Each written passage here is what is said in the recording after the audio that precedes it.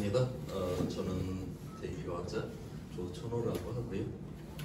아기 울음소리 들으니까 굉장히 기분이 좋네요.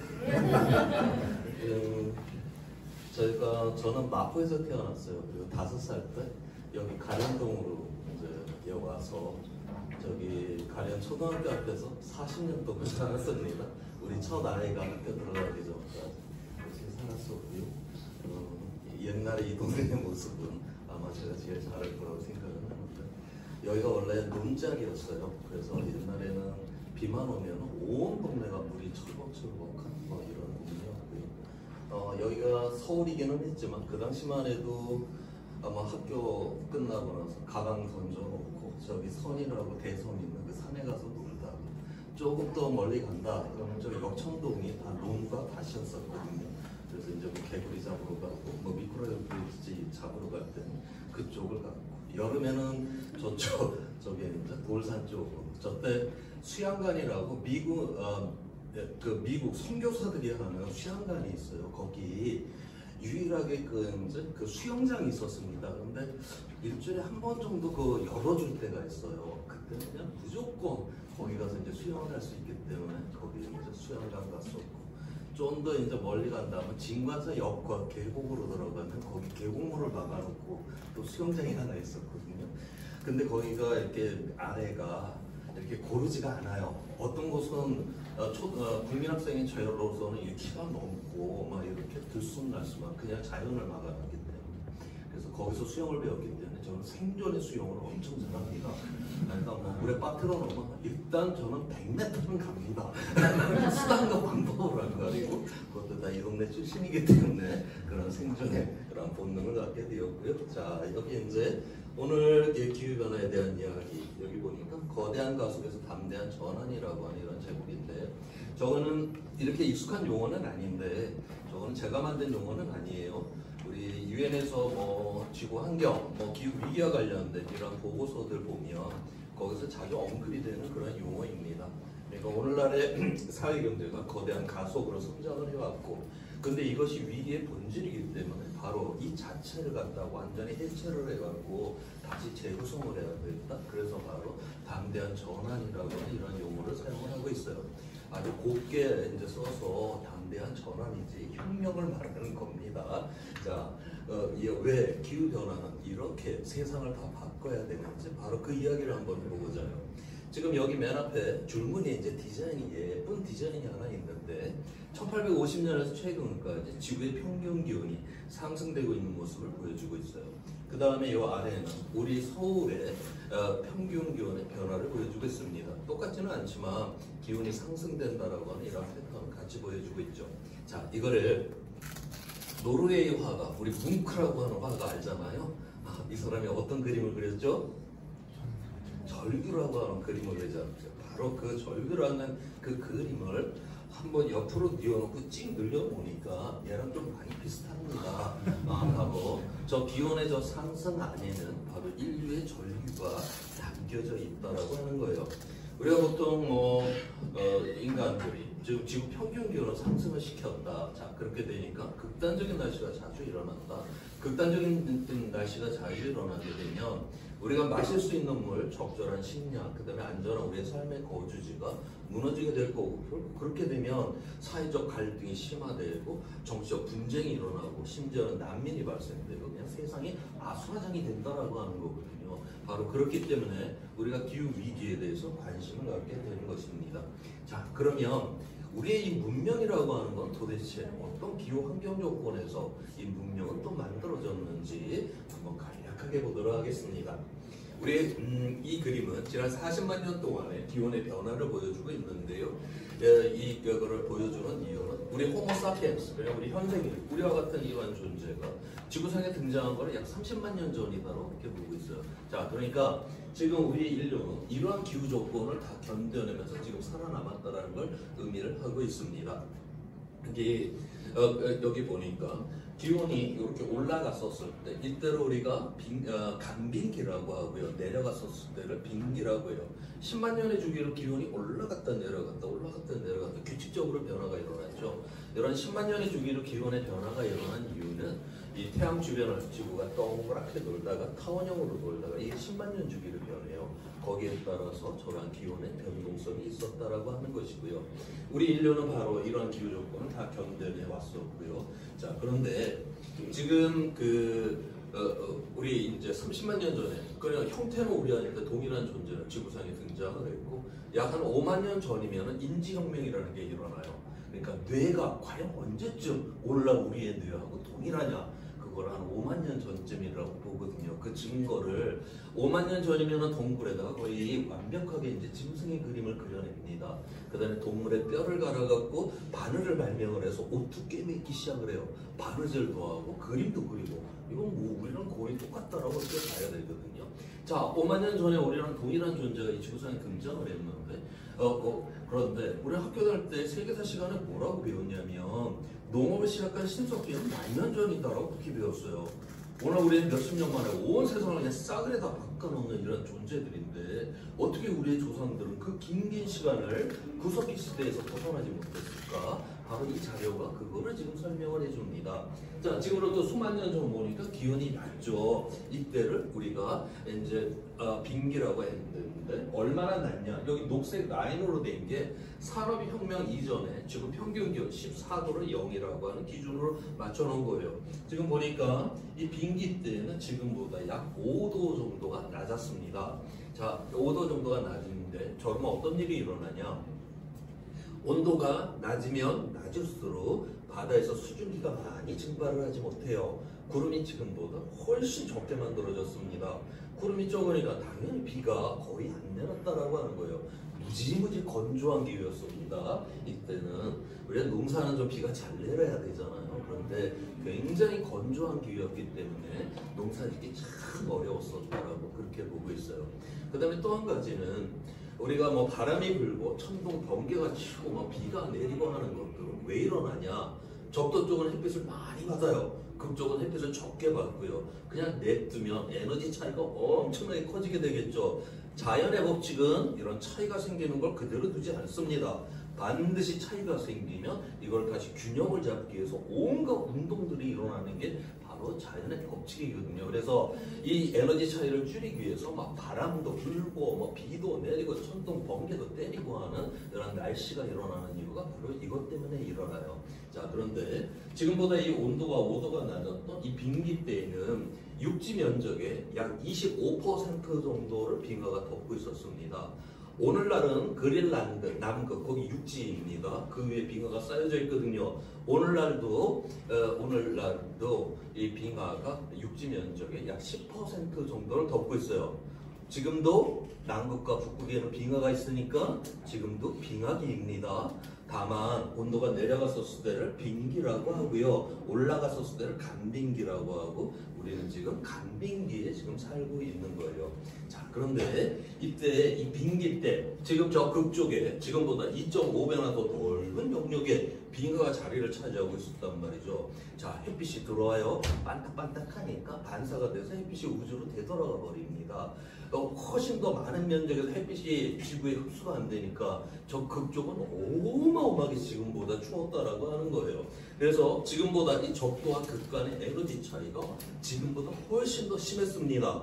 에너지 차이가 심하게 되니까 이걸 없애려고 바람이 지금보다 엄청나게 세게 불었다라고 하는 거죠. 그래서 기후과학자들이 계산을 해보면 이때는 지금보다 극단적인 날씨가 한 10배 정도 더 많이 발생했었다라고 그렇게 계산을 하고 있어요. 우리나라에서 가장 극단적인 날씨하면 태풍이죠. 태풍이 하나 우리 평야지대로 쓸고 지나갑니다. 자, 그러면 벼 세우기를 해갖고 한 해 추수가 겨우겨우 가능해요. 근데 만약에 우리나라에 매년 태풍이 한 10개 정도가 들어온다라고 한번 상상을 해보세요. 누가 농사를 짓겠습니까? 그렇게 허리 아프게 농사를 져놨더니 나달이 서너 개밖에 달리지를 않는다. 이러한 기후적 환경 조건에서는 우리 인류는 결코 씨앗을 심지 않는다라고 하는 거죠. 자, 그래서 우리 학교 다닐 때 구석기 시절의 생존 방식은 그러면은 수렵, 채집에다가 동그라미 쳐야지 정답 이렇게 했잖아요. 그래서 그때는 동물들 쫓아다니면서 때려잡아 먹고 이미 달려있는 것 따라서 수렵과 채집의 생존 방식을 뺏기는 살 수 없었다. 이 사람들이 괴로움 터지거나 머리가 나빠갖고 농사를 안 짓고 수렵 채집을 한 게 아니라 기후 환경 조건이 농사가 불가능했기 때문에 수렵과 채집을 밖에는 살 수가 없었다라고 하는 거죠. 자, 그러다가 2만 년 전부터 천문학적인 조건이 변하면서 기온이 쫙 올라갑니다. 그래서 12,000년 전을 보니까 기온이 많이 올라갔어요. 자, 여기서 중요한 건 기온이 상승했다가 아니라 12,000년 전부터는 기온이 안정화가 되었다라고 하는 거예요. 기후가 이제 이렇게 딱 안정이 되니까 젖대서야 비로소 우리가 씨앗을 심는 농업이 저기에서 실현을 하게 됩니다. 오늘날 80억이 살아가고 있는데 이 80억을 갖다 매겨 살릴 수 있는 유일한 하나의 방법은 바로 농업밖에 없어요. 우리가 수렵 채집으로 이 80억을 매겨 살릴 수가 없죠. 우리가 이 문명을 뭐 화려한 무슨 뭐 휴대폰, 정교한 반도체 그런 거 이야기하는데 그따위 것들은 모자라면 모자란 대로 없으면 없어도 우리 삽니다. 근데 먹거리는 모자란다고 모자란 대로 먹고요. 없다고 굶으면서 살 수 있는 거 아닙니다. 문명의 기반은 우리가 이 먹거리 80억을 밀려 살릴 수 있느냐 이게 가장 핵심이다라고 하는 거예요. 자, 그런데 이건 농업만이 가능한 일인데 이 농업이 아무 기후에서만 되는 게 아니라 지난 12,000년 동안의 이 안정적인 기후에서만이 이 농업이 가능했는데 우리 스스로 이 기후 조건을 무너뜨리려고 하는 것 이것이 바로 오늘날 인간에 의한 기후 위기다라고 하는 거예요. 지금 현재 우리가 화석연료를 태워서 기온을 이제 상승시켜서 한 1도 정도를 지금 올려놨습니다. 현재 배출량을 우리가 그대로 끌고 가게 되면 이번 세기 안에 이제 2도까지 돌파를 하게 될 거다라고 이렇게 보고 있어요. 자, 다시 40만 년 동안 이렇게 보니까 이때 지구 평균 기온이 산업혁명 이전보다 2도 이상 올라가 본 적이 한 번도 없습니다. 만약 우리가 지구 평균 기온을 2도 이상 올려버렸다? 우리 인류는 그러한 기후 환경 조건에서 한 번도 살아본 적이 없다라고 하는 거예요. 우리가 그러한 조건에 들어가면 거기서 우리가 멸절할런지 지속할런지 모르는 바로 불확실성으로 진입하게 된다는 것을 여기서 지금 이야기를 해주고 있습니다. 자, 그러면 원래 우리가 이 기온이 상승된다라고 하는 거 이런 것들이 왜 일어나고 있느냐 그거로 이제 앞에서 제가 거대한 가속으로 표현을 했는데 1750년 영국에서 이제 증기기관을 처음 사용을 해갖고 화석연료를 태우기 시작을 한 그 시점을 의미를 해요. 지금 보니까 인구라든가 GDP라든가 비료 소비량이라든가 에너지 사용량, 대형 댐에서 물 사용량이 보니까 1950년 이후로 급격하게 이게 이제 증가를 하게 되죠. 저거를 바로 우리가 거대한 가속이라고 이렇게 표현을 해요. 저렇게 사회경제가 급속하게 거대한 가속으로 성장함에 따라서 우리의 많은 산들이 바로 이제 부유한 삶을 이제 살 수가 있게 되었는데 그게 그냥 이루어질 수는 없죠. 바로 이제 지구의 시스템도 이런 거대한 성장과 함께 이제 무너지기 시작을 했다라고 하는 거예요. 이산화탄소 배출량이 늘어나고 성층과 오존층이 파괴가 되고 지상 기온이 상승되고 해양이 산소화가 되고 여기 연안의 질소의 양이 엄청나게 저렇게 증가를 하는데 저건 뭘 의미를 하냐면 1961년 이후에 61년도에 약 인구가 약 30억 명이었습니다. 그런데 지금 80억이 지금 넘고 있거든요. 그런데 지금 1961년 이후에 인구가 약 150% 정도가 늘었어요. 그런데 1961년 이후에 우리가 생산한 곡물 생산량은 250%를 늘려놨습니다. 보니까 1950년 이후에 경작지는 거의 늘어나지가 않았어요. 그런데 우리가 곡물 생산량을 거의 또 250%나 늘려놨다. 그럼 왜 그러냐? 바로 녹색혁명을 일으켜갖고 똑같은 면적에서 2배 이상의 바로 생산량을 뽑아냈기 때문에 이런 삶을 누릴 수가 있었습니다. 지난 수십 년 동안 사람이 늘어난 것보다 항상 먹을 거를 더 많이 생산했어요. 물론 개인에 따라서 굉장한 차이는 있지만 인류라고 하는 전체 차원에서 보았을 때 이렇게 수십 년 동안 인구보다 먹을 거를 줄기차게 더 많이 생산해 본 적이 인간의 역사에서는 없습니다. 우리 옛날 소설책이라든가 옛날 역사책 한번 보세요. 맨날 배고프다 소리 아니에요. 근데 우리 시대는 바로 인류 지금 항상 사람 늘어나는 것보다 먹을 거를 뭐 줄기차게 많이 생산하는 진짜 찬란한 시대를 우리는 지금 살고 있다라고 하는 거예요. 자, 그런데 그렇게 하기 위해서 우리는 바로 녹색혁명을 일으켜왔고 그래갖고 이게 땅에다가 질소비료, 인비료를 갖다 막 때려 놓습니다. 그래서 이제 생산량을 그렇게 높여놨는데 이거를 농작물이 쫙 빨아들였다라고 하면 별일이 없을 텐데 이걸 한 절반밖에 못 빨아들여요. 다시 말해서 질소비료, 인비료가 그냥 땅에 뿌려져 있다라고 하는 거죠, 절반은. 그럼 이제 비가 와갖고 녹아가고 하천으로 들어가고 강으로 들어가고 우리 연안까지 이제 나오게 돼 있어요. 자, 그렇게 되면 물이 이제 움직이질 않고 기후 조건이 땅 맞아버리면 강이 녹죠. 바다에 적조가 생겨갖고 물 생태계가 붕괴가 일어나는 거, 이것은 바로 오늘날 우리 농업 때문에 일어나고 있는 그 위기다라고 보고 있고요. 자, 그 다음에 여기 보니까 생뚱같이 새우의 양식량이 급격하게 증가를 한다. 저기에 바로 지구 시스템의 붕괴다라고 그렇게 이야기를 해요.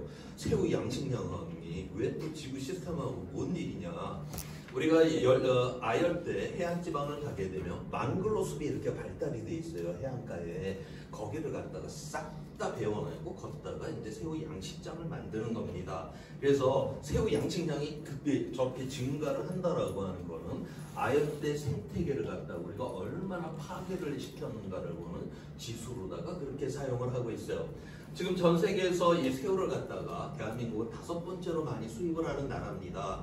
우리 피자 한 판에 새우가 뺑 굴러갖고 나와요. 우리가 그걸 맛있게 먹은 다음에는 야, 망글로숲이 좀 많이 망가졌겠구나. 이건 양심의 가책을 좀 받을 그런 필요가 있습니다. 자, 어찌됐든 이 사회경제가 거대한 가속으로 성장을 했고 그와 함께 이 지구의 시스템도 거대한 가속으로 지금 무너지고 있는 이런 상황이 되었다라고 하는 거죠.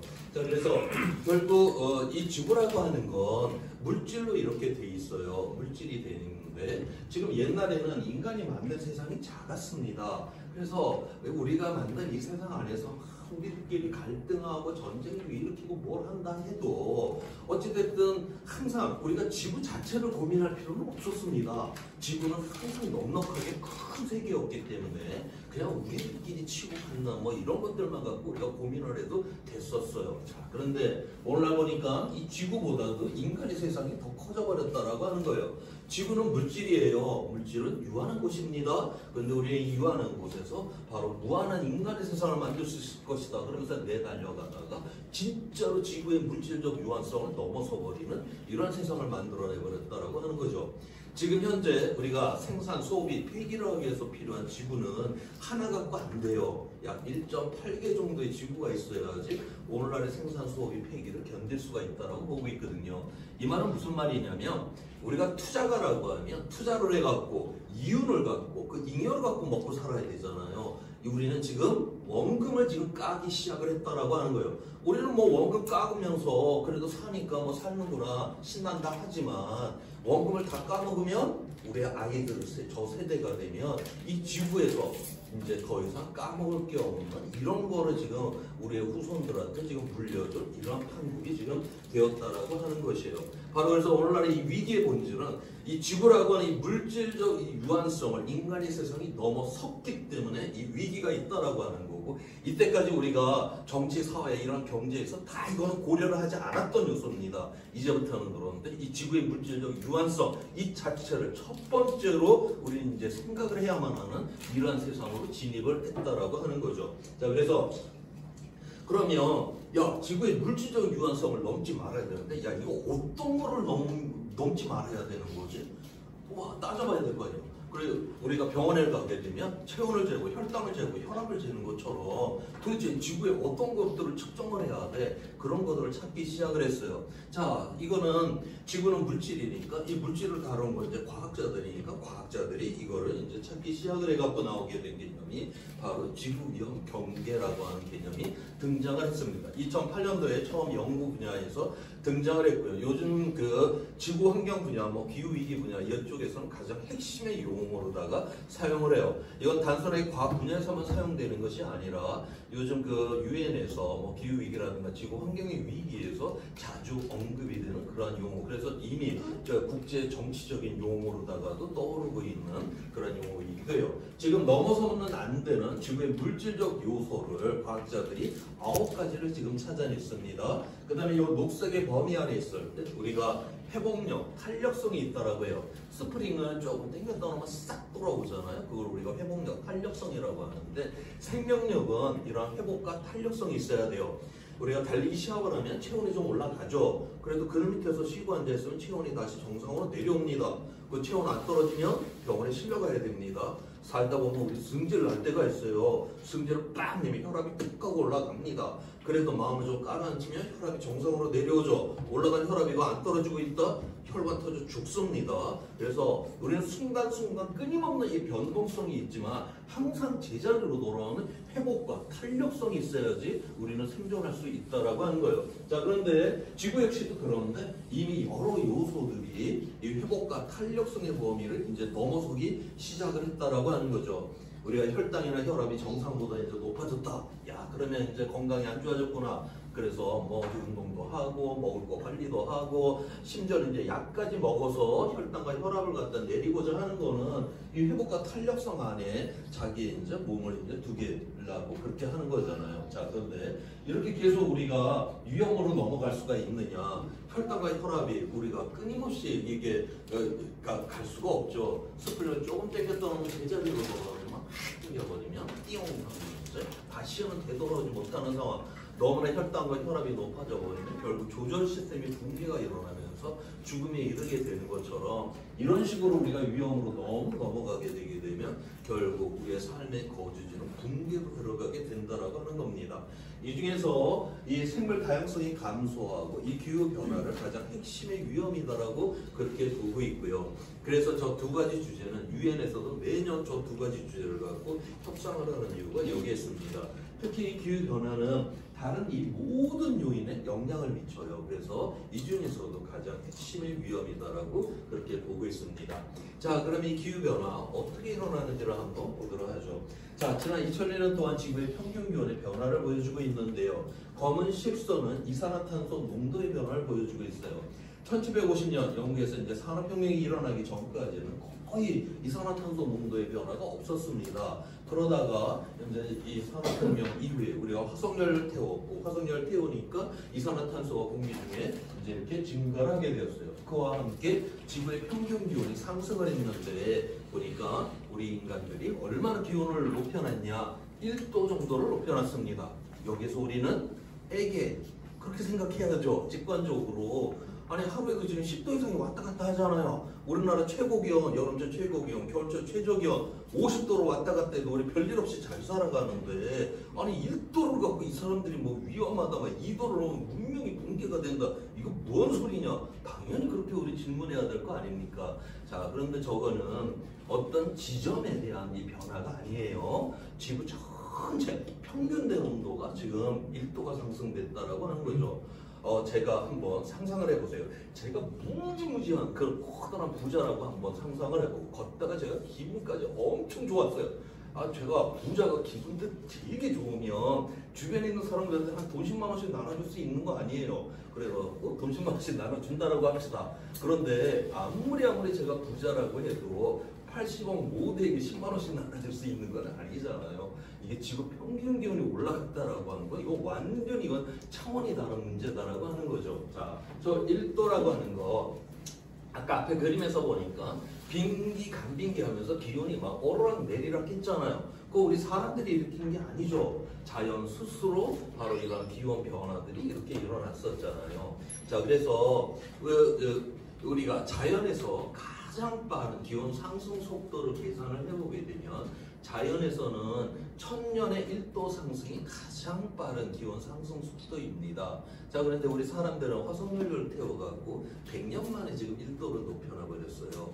그러니까 우리는 자연에서 가장 빠른 속도보다 10배나 빠르게 지금 기온을 상승시키고 있다라고 하는 거죠. 다시 말해서 우리가 기온의 변화의 크기를 봐야 되는 게 아니라 변화의 속도를 봐야 됩니다. 우리가 도로에서 한 100km로 달리다가 시속 100km로 달리다가 그 10배 속도 1000km로 달린다. 이거 완전히 이거 다른 세계를 의미를 하잖아요. 그래서 바로 이렇게 속도가 이제 높아진다. 변화의 속도가 빨라진다는 건 어떤 의미냐면 기후가 이렇게 균형을 딱 잡고 있었는데 갑자기 자연에서 가장 빠른 속도보다 10배나 빠르게 변화가 확 일어난다. 그러면 기후가 균형이 무너지게 되겠죠. 기후가 균형이 무너지게 되면 바로 기후가 불안정하게 될 것이고, 기후가 불안정하게 되면 바로 극단적인 날씨가 자주 일어나는 이러한 상황이 됩니다. 자, 이 극단적인 날씨 얼마나 자주 일어나는지를 한번 보도록 할게요. 지금 전 세계에서 이 극단적인 날씨를 막 전 세계로 5만 대를 다 돌아다니는데 열심히 조사하는 곳이 어디냐면 독일 멘헨 제5회사에서 전 세계 극단적인 날씨를 막 열심히 조사를 해요. 우리 보험 약간의 자연 재난에 의한 것은 보상하지 않습니다.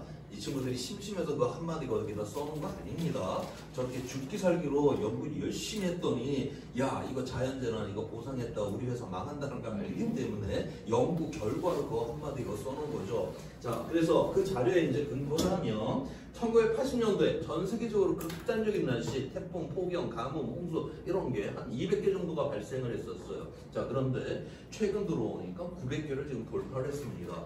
우리는 고작 1도밖에 올리지는 않았는데 지난 40년 동안에 극단적인 날씨를 이미 4배 이상이 되었다라고 하는 것을 여기서 이야기를 해주고 있습니다.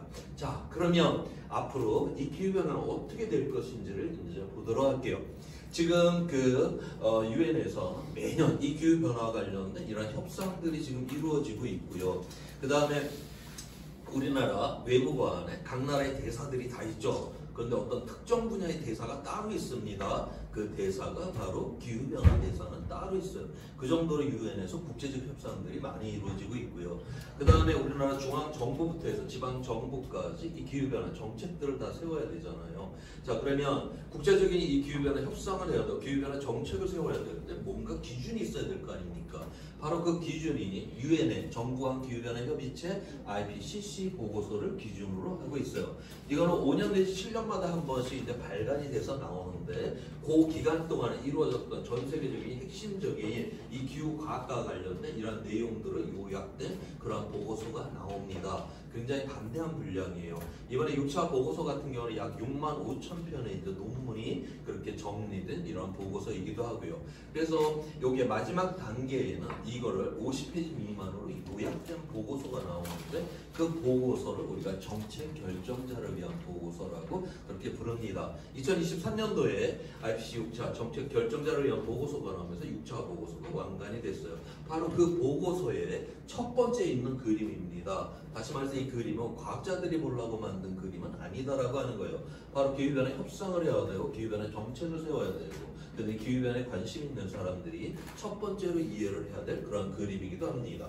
1900년에서 2100년까지 지구의 평균 기온의 변화를 보여주고 있고요. 이번에 6차 보고서에서는 2020년도까지의 관측자를 분석을 했어요. 2020년도를 기준으로 해서 정확하게 우리가 1.1도를 지금 상승시킨 이런 상황이 있습니다.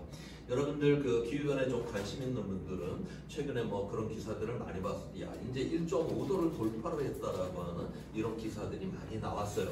실제 2024년도 기준으로 1.5도를 돌파를 했습니다. 자, 그런데 우리가 이 IPCC 보고서에서 이야기를 할 때는 오직 인간이 올려놓은 온도만을 의미를 해요. 우리가 보통 엘니뇨라고 하는 현상이 일어나게 되면 그건 자연적으로 일어나는 겁니다. 엘니뇨가 일어나면 평년보다 한 0.2도 정도가 더 온도가 더 올라가요. 반대로 라니나라고 하는 현상이 일어나게 되면 그만큼 또 온도가 떨어집니다. 그래서 한 10년 평균을 해버리면 올랐다 내려갔다 했으니까 다 상쇄가 돼서 자연 변동성은 싹 사라져 버려요. 그래서 우리가 작년이라고 한 해 기준으로 해요. 작년에 우리가 엘니뇨 같은 현상들이 있었기 때문에 자연 변동성이 더 더해져서 1.5도를 돌파하기는 했는데 거기서 우리가 자연 변동성을 제거하고 보면은 지금 작년 기준으로 약 1.3도 정도가 올랐다라고 그렇게 보고 있습니다. 자, 그 다음에 2100년까지 미래 기후를 보니까 미래 기후는 하나가 아니라 이렇게 여러 개로 나와요. 왜 미래 기후는 하나가 아니라 저렇게 여러 개로 나올까? 제가 아까 앞에서 우리 인간은 자연에서 가장 빠른 기온 상승 속도보다 이미 10배나 빠르게 기온을 상승시킨다라고 했잖아요. 이제는 미래 기후는 자연이 결정을 못합니다. 우리 인간들이 앞으로 온실가스를 얼마나 배출하느냐에 따라서 이제 미래 기후는 결정난다라고 하는 거예요. 근데 우리 인간들이 2100년까지 어떤 세상을 만들었는지 이게 지금 불확실해요. 그래서 아마도 인간들이 이런 세상을 만들지 않을까. 이런 세상, 저런 세상. 이 각각각을 우리가 시나리오라고 부릅니다.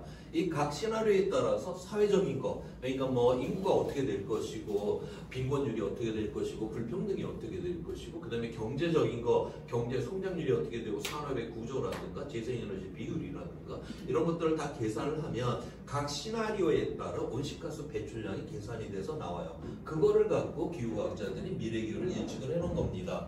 여기 SFP1이라고 하는 게 지속 가능한 미래를 의미를 해요. 우리가 지속하려면 2100년까지 1.5도나 2도를 막아야만 합니다. 자, 그런데 저건 0에서 출발하는 게 아니죠. 우리는 이미 1.1도 작년 기준으로 이미 1.3도까지 올려나가 버렸기 때문에 우리에겐 지속 가능성이 지금 대단히 좁혀져 있다는 것을 여기서 이야기를 해주고 있어요. 자, 그 다음에 이렇게 기온이 상승되고 있는 이 모습에 대해서 안토니오 구테레스 유엔 사무총장이 우리는 기후 지옥을 향한 고속도로에서 가속 페달을 밟고 있는 중이다라는 이런 표현을 했습니다. 우리가 도로에서 시속 한 40km로 달리다가 10km 가속을 해서 50으로 달리고 60으로 달리고 위험이 확 커졌다는 걸 잘 인지를 못하죠. 자, 그런데 고속도로에서 우리 제한속도 110km로 달리다 그때부터 10km 가속을 하면 그때부터는 위험이 굉장히 빠르게 커지잖아요. 그래서 우리 고속도로에서 110km 이상 못 달리게 이렇게 막는 이유가 또 거기에 있잖아요.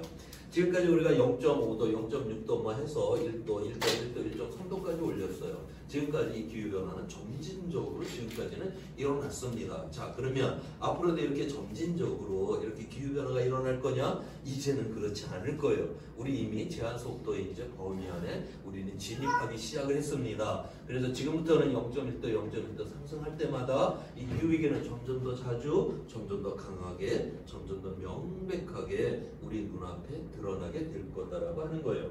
자, 여기서 제가 SFP1 이게 지속 가능한 시나리오라고 했는데 여기 1.5도, 2도를 막으면 지금보다 날씨가 좋냐? 아니죠. 1.5도 고속도로에서 시속 150km 밟았다라는 거예요. 2도까지 올렸다. 고속도로에서 한 200km 밟았다라고 생각을 하시면 됩니다. 지금보다 극단적인 날씨 훨씬 많이 일어날 거예요. 그래도 세상은 무너지진 않아. 그래서 지속 가능한 거지. 날씨가 좋아지는 거는 결코 아니다라고 그렇게 우리가 봐야 되는 거고요. 이 2도도 안 막아서 한 3도까지 올려버렸다. 고속도로에서 한 300km 밟았다라고 하는 건데 거의 그건 죽음을 의미를 하잖아요. 우리가 3도로 올려버리면 이거 분명히 붕괴로 이제 진입하게 된다라고 그렇게 보고 있습니다.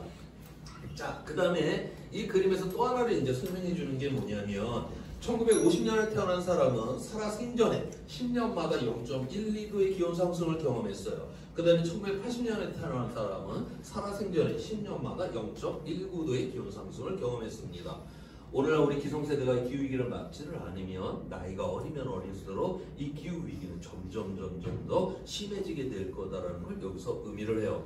대한민국이 봄철이 되면 우리가 미세먼지 때문에 좀 많은 고통을 받는데 이 미세먼지는 대기중에 한번 배출을 하잖아요. 그러면 대체로 대부분이 하루 이틀 만에 자연적으로 다 파괴가 돼서 자연적으로 다 사라져 버립니다. 가장 오랫동안 공기 중에 남아있는 미세먼지가 한 일주일 정도 지속할 수가 있어요. 다시 말해서 미세먼지는요, 우리 세대가 배출하고 우리 세대가 둘러 마셔버리고 우리 세대가 건강이 안 좋아지는 그냥 우리 세대 문제일 뿐이에요. 얘는 일주일밖에 공기 중에 남아있을 수가 없기 때문에 우리의 미래 세대랑 이 미세먼지는 아무 상관없습니다. 전적으로 우리 세대의 문제일 뿐이에요. 자, 그런데 온실가스는 이 미세먼지랑 전혀 성격이 달라요. 얘는 한번 나오잖아요. 수백 년, 수천 년 동안 없어지지 않습니다. 공기 중에서. 그래서 바로 계속 누적성을 갖는다라고 하는 거예요. 우리 세대는 화석연료를 태워서 엄청난 편익을 누렸죠. 자, 그런데 그 결과로 나온 이 온실가스는 없어지지 않고 조금만 나와도 계속 누적되는 이런 성격을 갖기 때문에 바로 우리의 이제 미래 세대는 바로 그러한 이제 위험을 다 이제 받아야 된다라고 하는 거예요. 우리 미래 세대는 화석연료 태워서 누린 이런 편익은 하나도 없이 앞 세대가 배출해놓은 이 온실가스로 인한 온갖 그 위험을 감당하고 처리를 해야 되는 이런 문제들이 있다라고 하는 거예요. 그래서 오늘날 우리 기성세대가 이 기후위기를 막지 않는다라고 하는 거는 바로 세대 간의 정의롭지 않다라고 하는 거를 이번에 정책 결정자를 위한 보고서에서 바로 이 세대 간의 정의의 문제를 지금 지적하고 있는 것입니다. 자, 그런데 다시 인간의 역사로 이제 돌아가서 보면요. 인간의 역사에는 항상 위험의 역사이기도 해요. 온갖 자연재해나 온갖 감염병, 뭐 전쟁 해갖고 뭐 많은 사람들이 뭐 다치고 죽고 뭐 난리였잖아요. 그래서 물론 그거를 당했던 사람은 대단한 비극이긴 한데, 그런데 인류 전체라고 하는 차원에서 보았을 때는 그런 위험들을 하나하나 극복을 하고 또 극복하는 과정에서 더 나은 세상까지 또 만들어냈습니다. 다시 말해서 인류가 지금까지 경험했던 그 모든 위험은 그것이 아무리 큰 위험이라고 해도 다 회복이 가능한 위험이었다라고 하는 거예요. 다 회복이 가능한 위험이었기 때문에 우리 인류는 지난 30만 년 동안 이 지구상에서 이렇게 지속할 수가 있었다라고 하는 거죠. 자, 그러면 생물종이 이 지구상에 등장한 다음에 이렇게 살아남는 게 정상이냐? 지구상에 등장했었던 생물종의 99.9% 이상은 다 멸종했습니다. 그러니까 이 지구상에서 생존하는 게 당연한 게 아니라요, 멸종하는 게 너무 당연한 거예요. 다만 우리 인간한테는 아직 회복 불가능의 위험이 없었기 때문에 우리가 아직까지 지금 살아있을 뿐이거든요. 자, 그런데 포유동물을 기준으로 해갖고 지구상에 등장한 그 새로운 생물종이 지속하는 시간이 짧게는 100만 년에서 길게는 한 300만 년 정도 돼요. 그 자연적으로 그 지속 기간이. 근데 우리 호모사피엔스는 지금 등장한 지 30만 년밖에 되지 않았잖아요. 그냥 우리가 자연에 그냥 보통 그 기준으로 따지면 지금까지 살아온 것보다 3배 내지 10배 정도는 더 지속을 해야 된다라고 하는 거예요. 근데 우리 스스로 바로 이러한 멸종으로 지금 가려고 하는 이 모습이 있다라고 하는 것이죠. 그래서 바로 오늘 이 기후, 그러면 왜 이 기후 위기다라고 하는 건 바로 지금까지 인류가 경험했던 모든 위험과 질적으로 다른 것이 바로 회복의 불가능성이 있기 때문에 그래요. 왜 회복의 불가능성인지를 한번 이야기해 보도록 하겠습니다. 앞서서 우리가 화석연료를 태웠고 그래도 온실가스 농도가 높아졌고 그래서 기후위기가 조금씩 일어났어요. 자, 그런데 이 정점, 이 임계점을 이제 넘게 되면 그걸 우리가 티핑 포인트라고 이렇게 이야기를 하는데, 이 지점을 넘으면 급변적으로 돌이킬 수 없는 상황에 빠지게 된다. 그러면 회복의 불가능성으로 들어가게 된다라고 하는 거죠. 티핑 포인트, 티핑이 이렇게 똑똑똑 떨어진다라는 의미거든요. 우리가 물컵에다 물을 꽉 채워놓고 물방울 한 방울 두 방울씩 떨어뜨려요. 그러면 컵 높이보다 물 높이가 조금씩 높아지죠. 맞아, 한 방울 딱 떨어졌는데 거기가 이제 물 높이가 높아졌어요. 근데 똑같은 물 한 방울 더 떨어졌는데 그때 그 방울은 지금까지 높여놨던 걸 한꺼번에 다 그냥 급변적으로 무너뜨려 버리게 됩니다.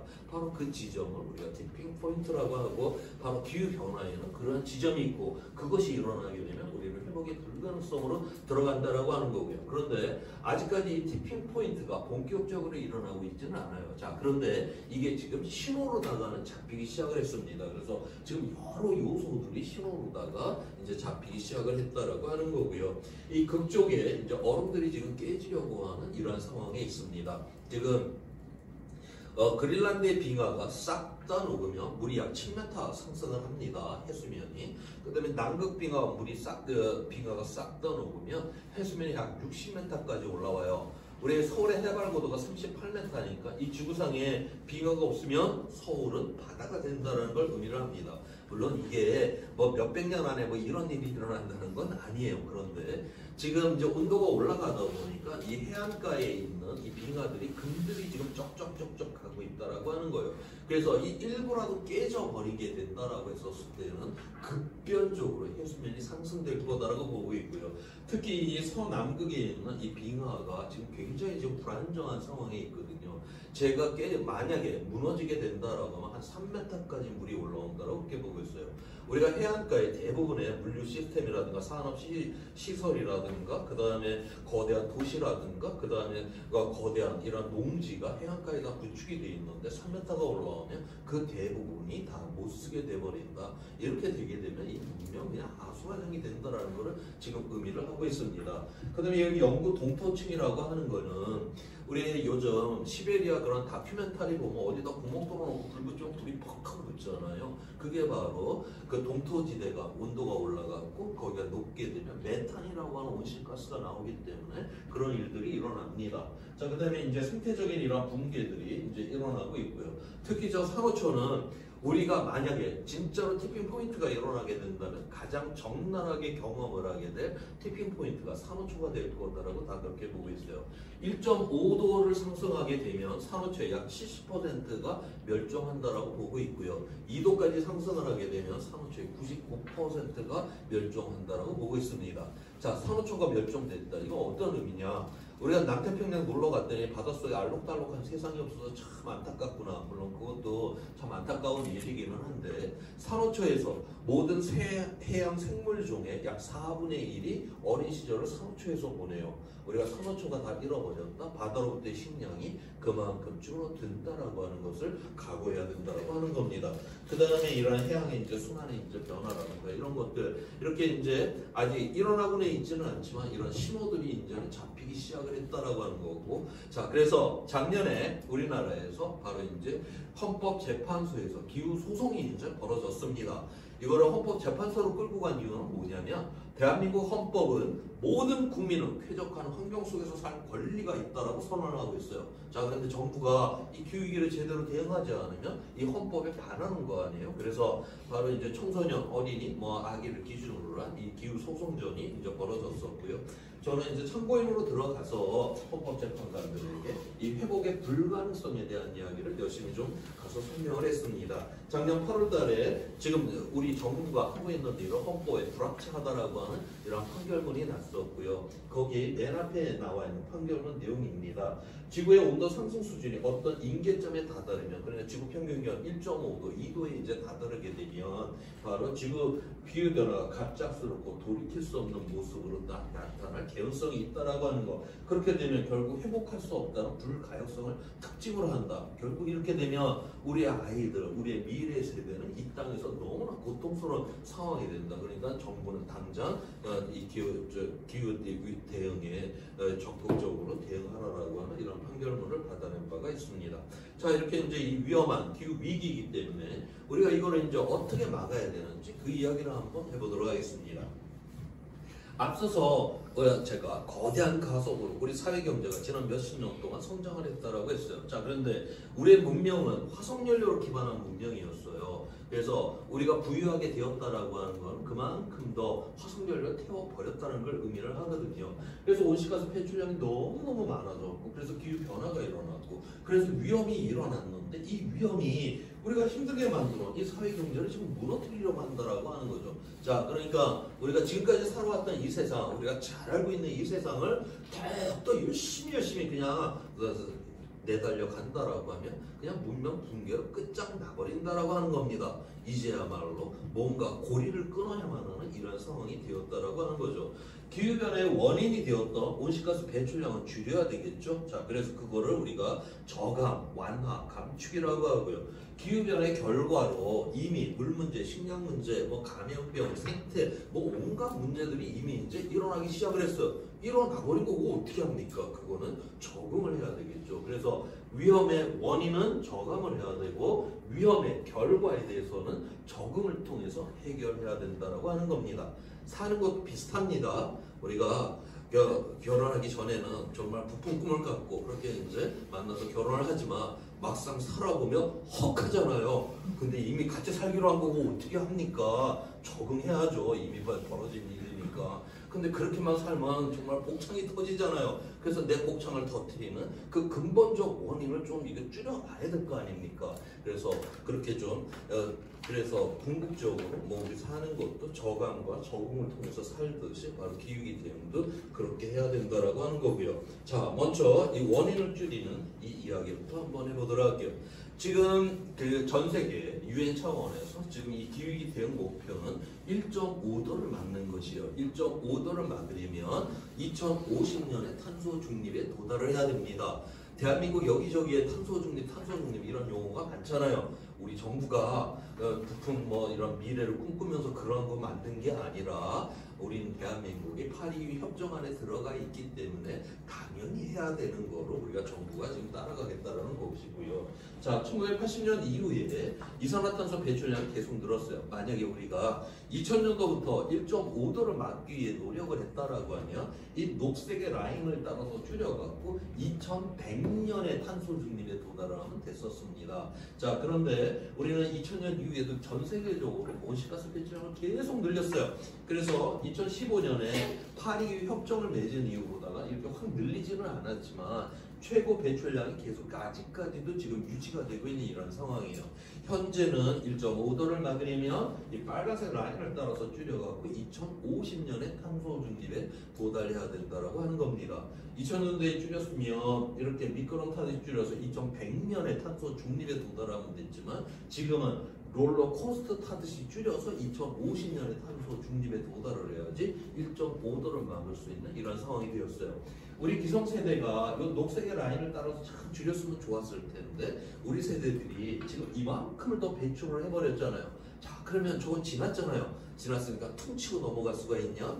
저기 미세먼지는 퉁칠 수가 있어요. 일주일 만에 그냥 자연적으로 없어지니까요. 자, 그런데 온실가스는 배출한 다음에 없어지지 않는다라고 했죠. 그렇기 때문에 결국 우리가 1.5도 우리가 이만큼을 더 배출을 해버렸기 때문에 1.5도를 막으려면 우리의 아이들은 이만큼을 더 줄여야만 한다라고 하는 것이에요. 그래서 바로 이 기후위기 대응은 지금 기성세대가 책임지지 않으면 그게 그냥 퉁칠 수 있는 문제가 아니라 그만큼 그대로 남아서 바로 우리의 어린 세대가 그 짐을 질 수밖에 없는 이런 문제가 있다라고 하는 거고요. 자, 그 다음에 또 하나는 이게 지금 현재는 우리가 이렇게 롤러코스터 타듯이 이제 줄여야 되는데 처음에는 어마어마하게 빨리 줄이죠. 그런데 뒤로 갈수록 천천히 줄입니다. 이렇게 하는 이유는 뭐냐면 우리가 지금 현재는 과잉으로 쓰고 있는 에너지들이 참 많아요. 그래서 과잉으로 쓰고 있는 거는 우리가 줄였다라고 해도 별로 우리의 삶에 타격을 받지 않잖아요. 그래서 그런 부분들은 과감하게 빨리 줄여야 되고요. 우리가 아무리 화석연료를 안 쓴다 해도 쓸 수밖에 없는 것들이 제법 많습니다. 그런 거는 지금부터 연구 개발해서 그 대체제라든가 이런 것들을 개발을 해야 되거든요. 그거는 앞으로 10년, 20년, 30년 동안 조금씩 그렇게 줄여나가야 된다라고 하는 거예요. 그래서 유엔에서는 2050년 탄소 중립의 목표만을 갖고 있는 게 아니라 현재 배출되는 거를 10년 이내에 절반을 줄이라고 하는 이러한 목표까지도 가지고 있어요. 야, 그러면 현재 배출되는 거 어떻게 10년 안에 절반을 줄여? 이렇게 이제 걱정을 할 텐데 이번에 IPCC 6차 보고서에서는 우리 인간이 갖고 있는 이 기술적인 능력으로 앞으로 10년 이내에 얼마나 줄일 수가 있는가 이런 거 다 계산을 다 해놨습니다. 자, 그래서 지금 앞으로 10년 이내 각 부분별로다가 줄일 수 있는 이산화탄소의 양을 다 계산을 다 해놨고요. 칼라로 표시되어 있는 건 비용을 의미를 해요. 파란색은 투자한 것보다 이윤이 많이 난다라는 것이고 빨간색이 진하면 진할수록 이산화탄소를 줄일 때 비용이 많이 든다는 걸 의미를 합니다. 그래서 우리가 이산화탄소 1톤을 줄일 때 $100 미만의 기술만을 갖고서 줄일 수 있는 양을 갖다 다 더해봤더니 앞으로 10년 이내에 현재 배출되는 거를 절반을 줄일 수가 있다라고 하는 이러한 분석 결과를 내놨어요. IPCC 보고서에 있는 내용 그대로입니다. 기술적으로 실행이 가능하고 점점 더 비용이 효율적이며 시민의 지지를 받는 기후위기 대응 기술이 있다라고 이렇게 선언을 하고 있어요. 자, 그런데 이거는 지금 이 시스템을 그냥 놔둬서는 되는 것이 아닙니다. 지금 있는 시스템을 갖다 다 바꿔야 된다라고 하는 거예요. 그러려면 이걸 다 이렇게 바꿔야 되는데 그러려면 비용이 들겠죠. 이 비용도 IPCC 보고서에서 다 계산을 다 해놨어요. 저렇게 1.5도를 막는 경우에 지금 선진국 같은 경우에는 GDP의 2 내지 4%를 투입을 해야 되고 개발도상국은 GDP의 4 내지 9%를 투입을 해야 된다고 보고 있어요. 저걸 그냥 전 세계 평균적으로 따지면 약 4% 정도를 투입을 해야지 우리는 1.5도를 막아낼 수가 있다라고 하는 거죠. 지금 현재 그런데 우리가 기후변화를 대응하는데 우리가 전혀 돈을 땡전한푼 쓰지 않는 건 아닙니다. 이미 우리는 GDP의 1.9% 정도를 이미 투입을 하고 있어요. 그러니까 현재 투입되고 있는 이 기후위기 대응 비용에 2배를 더 투자를 하게 되면 바로 우리 우리는 1.5도를 막을 수가 있다라고 하는 거죠. 지금 전 세계 국방비가 GDP의 2.2%예요. 나라를 지키는 건 중요하죠. 근데 이 나라도 지구 환경이 좀 안전해야지 이게 나라도 제대로 지키는 거 아닙니까? 그래서 바로 나라를 지키는 비용에 2배를 투자를 하면 바로 기후를 안정화를 좀 시킬 수가 있다고 그렇게 보고 있어요. 2차 대전 때 영국이 국방비로 GDP의 55%를 썼습니다. 미국이 37.5%를 썼고요. GDP의 거의 절반을 썼거든요. 그 국방비로. 그렇다고 해갖고 영국 시민이나 미국 시민이 뭐 굶어 죽고 이러지 않았잖아요. 다 건강하게 살아남았고 나라도 지키고 다 했잖아요. 우리가 전쟁 때 국방비에 약 10분의 1만 투자를 하게 돼도 우리는 기후위기를 넉넉히 막아낼 수가 있다. 결코 우리는 기술이 없거나 돈이 없기 때문에 기후위기 못 막는 거 아닙니다. 바로 오늘날 이 기득권이 저 전환되는 이 세상을 가지 못하도록 막고 있기 때문에 우리가 기후위기에 빠질 그런 가능성은 있을런지는 몰라도 우리 인간의 능력이 시원찮아갖고 기후위기를 못 막는 것은 아니다라고 IPCC 보고서는 우리에게 이야기를 해주고 있습니다. 자, 이미 그런데 이 전력 분야에 있어서는 지금 굉장한 이 변화들이 본격적으로 지금 일어나고 있어요. 2023년도 기준으로 IEA에서 나온 자료인데 전 세계에 새로 만들어진 원전이 5.5기가와트가 새로 만들어졌거든요. 근데 태양광은 117기가와트, 수력이 된다. 풍력은 117기가와트, 그다음에 태양광은 420기가와트가 새로 만들어졌어요. 이미 시장에서는 시설 용량으로 따졌을 때 원전의 시장보다 재생에너지 시장이 지금 100배인 그러한 시장이 이미 돼 있다라고 하는 것이고요. 자, 그래서 지금 우리가 이 화석연료라고 하는 거는 수억 년 전에 광합성을 통해서 이 햇빛이 이제 나무 안에 이제 저장이 되었고 또 그 나무를 식물을 먹었던 그 동물 안에 그 햇빛이 또 저장이 된 것이고 그게 이제 땅 속에 들어가서 압력이 돼가고 석탄이 되고 석유가 되고 이제 가스가 된 거고 우리가 그거를 꺼내갖고 지금 쓰고 있는 것이거든요. 자, 그러니까 지금 현재 우리가 화석연료는 바로 과거에 지금 햇빛을 지금 태우고 있는 중이에요. 자, 그런데 지금 이 햇빛, 우리가 이 화석연료, 그러니까 지구상에 있는 모든 화석연료를 갖다가 다 이거를 보게 되면 고작 태양이 5일간 지구에 보내는 에너지 정도밖에는 되지 않는다라고 하는 거예요. 그만큼 태양 에너지가 풍부하다라고 하는 것을 의미를 하고 있어요. 그래서 지금 새로운 세상이라고 하는 거는 바로 이 과거에 이 축적된 이 태양 햇빛을 태우는 게 아니라 지금 현재 내리쬐고 있는 이 햇빛을 갖다가 활용을 하자라고 하는 거. 여기에는 바로 온실가스가 이산화탄소가 배출이 안 되는 재생이 되는 이 에너지원이기 때문에 이렇게 사용을 해야 된다라고 하는 거예요. 자, 그 다음에 여기서 보니까 이미 원전의 시장보다 이 100배의 시장을 해요. 지금 석탄은 거의 이제 줄어드는 이런 상황이 있고요. 지금 이렇게 100배의 시장인데 그러면 우리 인류는 비용이 엄청나게 지금 대한민국 원전이 제일 싸다라고 하는데 그러면 이게 지금 전 세계에는 지금 그 원전이 훨씬 싸지만 그래도 인류에 가면 넘쳐나는 사람들이 이렇게 전 세계에 많아갖고 이렇게 재생에너지를 많이 할까 실제 지금 이거를 보게 되면 여기서 균등화 발전 비용이라고 하는 거는 이거는 새로 발전소를 만들어서 내부 연안이 다 될 때까지 그 비용을 의미를 합니다. 기존에 돌리고 있는 게 아니라 새로 만들어서 사용을 하는 그 비용인데 우리가 2009년도만 해도 이 태양광이 가장 비싼 에너지였어요. 지금 보니까 태양광과 풍력이 가장 쌉니다. 시장에서 가장 싸기 때문에 지금 이거를 이렇게 지금 채택하고 있고요. 지금 핵발전은 엄청나게 비싼 에너지예요. 그래서 별로 늘지도 않고 있다라고 하는 것을 여기서 이제 이야기를 해주고 있어요. 그래서 이미 이제 시장에서 이 재생에너지는 반응을 하는 이런 세상이 되었다라고 하는 거고요. 자, 이 자료는 영국의 그 경제지, 이코노미스트지에서 가지고 온 건데요. 우리 중앙은행 그리고 우리나라 한국은행 뭐 이런 사람들도 국제적으로 이제 모여갖고 뭐 회의도 하고 뭐 그럴 거 아닙니까? 자, 그런데 거기 이제 모여서 이 중앙은행에 이제 임원들이 뭐 연설하고 뭐 그럴 거 아니에요? 그 연설문을 듣다가 이제 이 사람들이 어떤 단어를 많이 쓰는가를 보여준 그러한 자료입니다. 우리 중앙은행, 우리 한국은행은 인플레이션을 잡는 게 가장 큰 목적이잖아요. 당연히 인플레이션이라는 단어를 많이 사용을 하죠. 자, 그런데 2000년 이후에 인플레이션이라는 단어 사용 비율이 점점 줄고 있다라고 하는 거예요. 그 대신에 이 중앙은행의 사람들이 바로 기후 변화니 불평등이니 이런 용어들을 사용하기 시작을 했다라고 하는 겁니다. 도대체 무슨 일이 있기 때문에 이럴까? 이 자료는 독일의 이제 포스탄 기후 영향 연구소에서 나온 자료인데 현재 배출량이 그대로 유지를 해갖고 가게 되면 2050년이 되면 기후 붕괴가 일어납니다. 현재 배출량을 그대로 끌고 가게 되면 그랬을 경우에 전 세계적으로 소득이 약 19% 정도가 줄어들게 될 거다라고 그렇게 보고 있어요. 자, 그런데 그건 세계 평균이 그런 것이고요. 전 세계를 보았더니 다 똑같지는 않다라고 하는 거예요. 이 남미라든가 이 아프리카의 시커멓게 칠한 데는 소득의 절반 이상을 갖다가 이 기후 위기 때문에 잃어버리게 될 거다라고 보고 있어요. 이제 가난한 나라들은 주로 이제 농사 짓고 먹고 살잖아요. 이 기후 변화라고 하는 건 날씨에 극단적인 날씨가 많이 일어나는 가장 직접적으로 이 농사에 타격을 주기 때문에 이렇게 가난한 나라에서 피해가 굉장히 크게 될 거다라고 하는 거고요.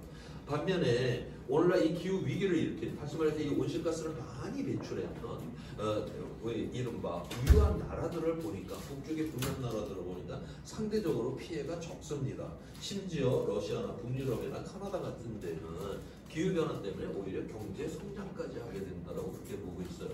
왜 추운 나라가 따뜻해져 버렸잖아요. 야외 노동 시간도 길어졌고 농사가 안 되는 곳에 농사도 잘 돼서 오히려 경제 성장을 한다라고 하는 거죠. 자, 그런데 이 피해는 대부분 보면 이쪽 열대, 아열대 있는 나라들은 온실가스 배출하고 별 상관도 없는 나라인데 가장 전면에서 가장 큰 기후 피해를 당한다라고 하는 거예요. 그래서 바로 이 세상이 얼마나 정의롭지 않다라고 하는 것을 바로 여기서 보여주고 있습니다. 자, 이 자료를 보면서 자, 저 와중에 그러니까 카나다는 경제 성장을 하네. 저 탐나는 대로 카나다로 저 도망을 가야 되는 거 아닐까? 이렇게 생각을 한다면 이것도 좀 만만한 이야기는 아닙니다. 지금 여기 식량 생산이 여기 아열대 이쪽으로 해서 많이 주는 거 이것도 문제이고요. 그 다음에 기후 붕괴가 일어나게 되면 이쪽 아열대 열대 지방은 이 폭염이 너무 심해갖고 사람이 거의 견딜 수가 없는 수준이 될 거라고 지금 그렇게 보고 있어요. 먹을 것도 없죠. 견딜 수도 없죠. 사람은 앉은 자리에서 그냥 죽어나는 존재가 아닙니다. 바로 이 사람들이 난민이 될 가능성이 대단히 높다. 지금 여기서 이 기후 붕괴가 일어나면 15명 이상이 난민이 된다라고 하는 거죠. 살겠다고 남의 나라 국경은 15명 이상이 막 넘나드는 세상이 된다.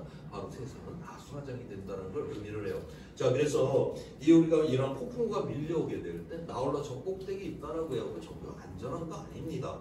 바로 내 이웃이 안전해야지만이 나의 안전이 보장된다는 걸 우리가 다시 한번 확인할 필요가 있어요. 자, 그래서 이 기후 변화 관련된 이 정의의 문제를 자연과학의 가장 대표적인 논문인 네이처 논문을 통해서 한번 보도록 하겠습니다. 지금 전 세계에서 소득 1% 안에 들어가는 사람이 1년 동안 배출하는 이산화탄소가 48톤이에요. 그 다음에 전 세계 가난한 사람, 그 40억 명, 그 사람, 한 사람은 0.6톤만을 배출을 해요. 이게 지금 75배 차이가 납니다.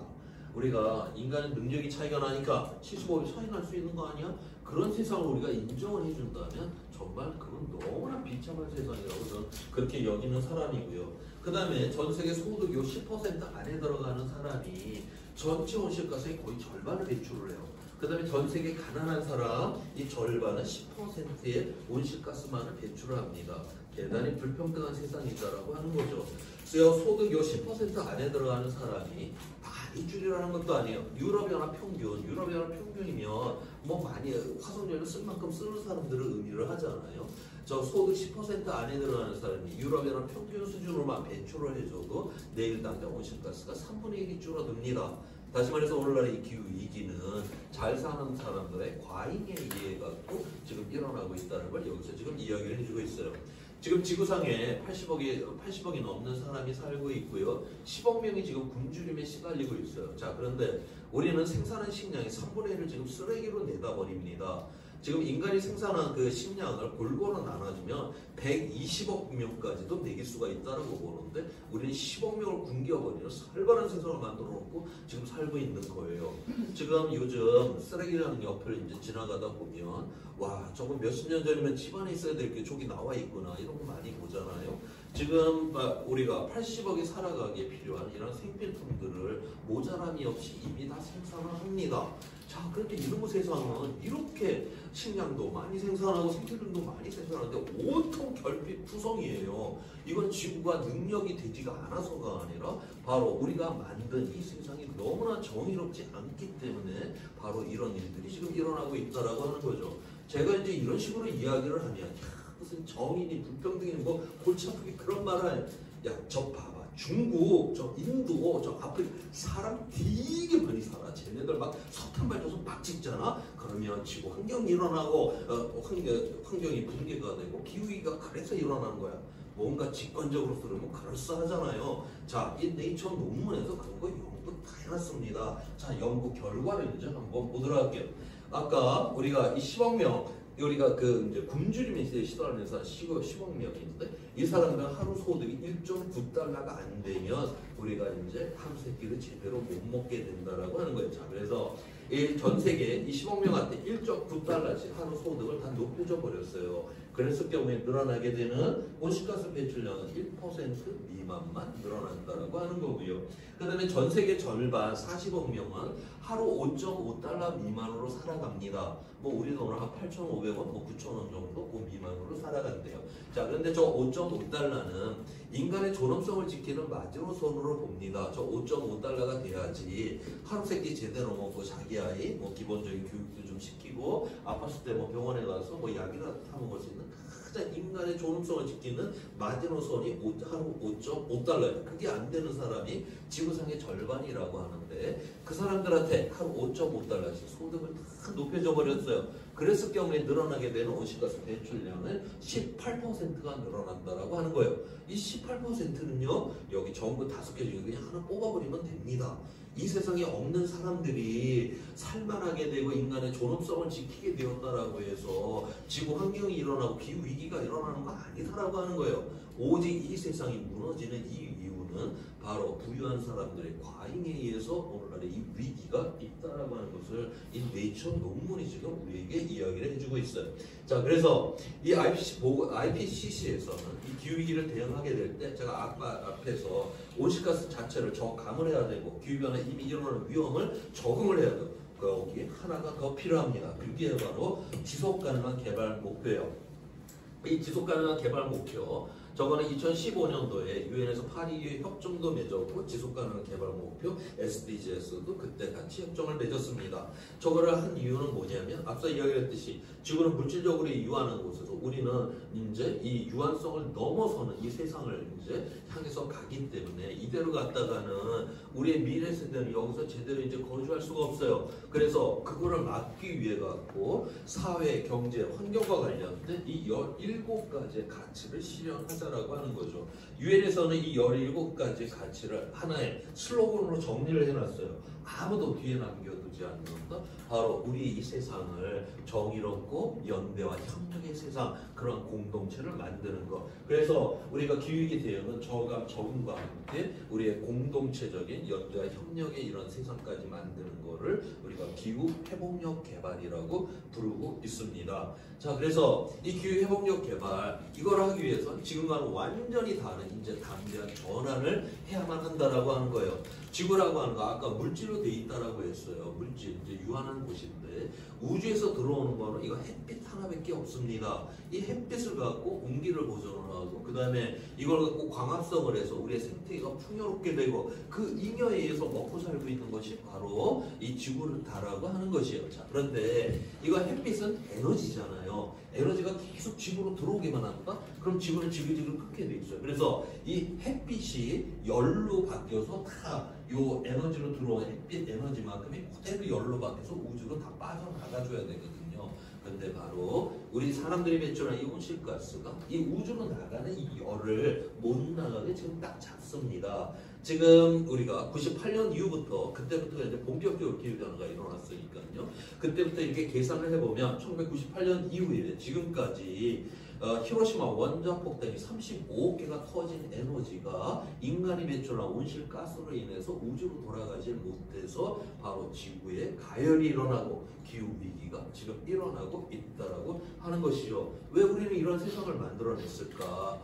이 자연, 이 우주 모든 법칙은 에너지와 이제 물질이 다 순환이 되도록, 자연의 법칙은 다 순환이 되도록 이렇게 돼 있어요. 근데 우리가 만든 세상을 한번 보세요. 끊임없이 자원과 에너지를 고갈시키고 있죠. 그 다음에 온실가스 오염먼지 쓰레기를 계속 쌓아두고 있죠. 지금 인간이 만든 세상은 전혀 순환되는 세상이 아니에요. 이거는 자연의 법칙에 의해서 붕괴가 일어날 수밖에 없는 겁니다. 이것이 바로 이제 이 시점이 굉장히 빠르게 우리 앞에 지금 다가와 있다라고 하는 것을 여기서 이야기를 해주고 있어요. 자, 그래서 우리는 지금까지 경제 성장을 이제 한다라고 하면서 지구 환경도 깨부숴버리고 우리의 공동체도 깨부숴 이제 내달려 가다가 결국 스스로 이런 위기 속에 지금 빠져버리게 되었다라고 하는 거예요. 여기서 우리는 지금까지 살아왔던 세상이 아닌 완전히 담대한 전환이 지금 필요한 시점이다라고 하는 거죠. 지금부터는 우리가 이 지구라고 하는 이 물질적 이 유한성 안에서 우리가 에너지와 이 자원이 순환이 된 에너지와 이 물질이 순환되는 이런 새로운 세상을 우리가 구축을 해내야 되고요. 우리의 공동체라고 하는 거 우리는 애들을 갖다 지금 다 학교에다가 다 쑤셔놓고 그 다음에 이겨라 그래갖고 우리의 무지막지한 그런 경쟁 속에 다 그냥 쑤셔놨어요. 지금 우리 사회에서 아이들한테 항상 이겨서 내 동료의 머리 위에 올라타라라고 우리는 그런 무지막지한 이런 교육을 시키는 이런 살려가는 세상을 지금 만들어 놓고 있죠. 이건 진짜 미친 세상입니다. 우리가 함께 사는 이유는 바로 그렇게 내 동료의 머리 위에 올라타려고 함께 사는 거 아닙니다. 바로 우리는 연결, 협력을 하려고 우리는 함께 산다라고 하는 그런 거고요. 그래서 앞으로 이 경제라고 하는 건 지구 환경을 지켜내고 바로 우리의 공동체의 가치를 지켜내는 경제는 수단이 되는 지금까지 한 번도 안 살아봤던 바로 이러한 세상을 지금 우리는 재구성을 해야 된다라고 하는 거예요. 자, 여기에 대한 사례를 한번 이야기를 해보도록 할게요. 옛날에 우리가 고기를 잡으러 바다에 나갔는데 많이 못 잡았습니다. 배가 시원치 않고 그물이 시원찮아갖고 많이 못 잡았어요. 과학기술을 통해 갖고 배도 크게 만들고 그분의 성능도 좋게 만들어서 많은 고기를 잡아갖고 우리가 굉장히 부유한 삶을 살게 됐습니다. 다시 이제 바다에 고기를 잡으러 나갔는데 또 많이 안 잡혀요. 이제 봤더니 바다에 고기가 줄어버려서 이제 안 잡힌다라고 하는 거예요. 그런데 우리는 아직까지도 옛날의 이 방식으로 그냥 고기가 안 잡히면 더 큰 배를 만들어야지, 더 성능 좋은 그물을 만들어야지. 이거 지금 미친 짓이다라고 하는 겁니다.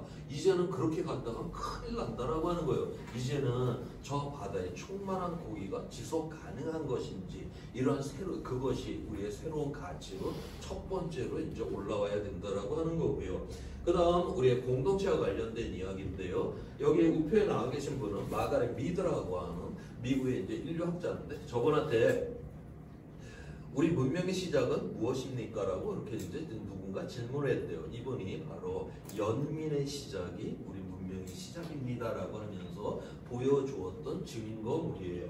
15,000년 전에 인간의 여기 대퇴부 뼈인데 이게 온전한 뼈가 아니라 한번 부러졌다가 다시 붙은 뼈입니다.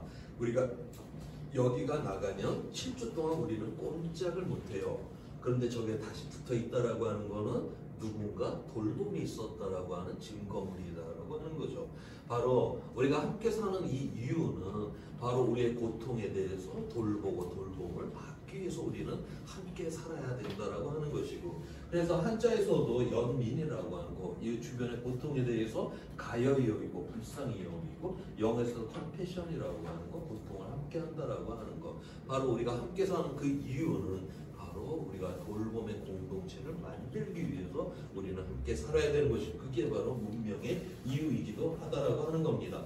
자, 그러면 제가 지금까지 이야기를 했던 거 하나에 그냥 담론 참 좋은 생각이네, 그게 그 정도 수준은 이제 아닙니다. 이미 이거를 아직 정부 단위까지는 가지는 않았는데요. 서구의 많은 도시들이 이 모델로다가 지금 정책들을 지금 만들고 있어요. 그거를 도넛 모델이라고 이야기를 하거든요.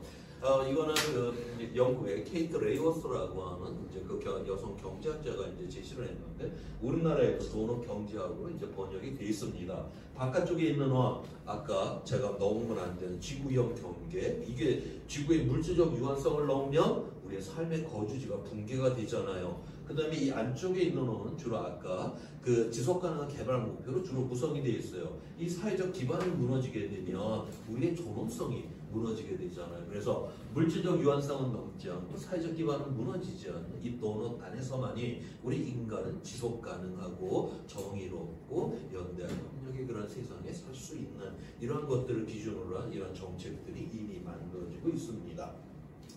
자, 그래서 2100년까지 우리가 이제 이 기후 회복력 개발을 해갖고 지속 가능한 이 녹색의 길이 있고요. 전혀 기후 회복력 개발을 하지 않아갖고 이렇게 파국으로 빠지는 길이 있어요. 여기서 이제 중요한 게 바로 시간의 개념입니다.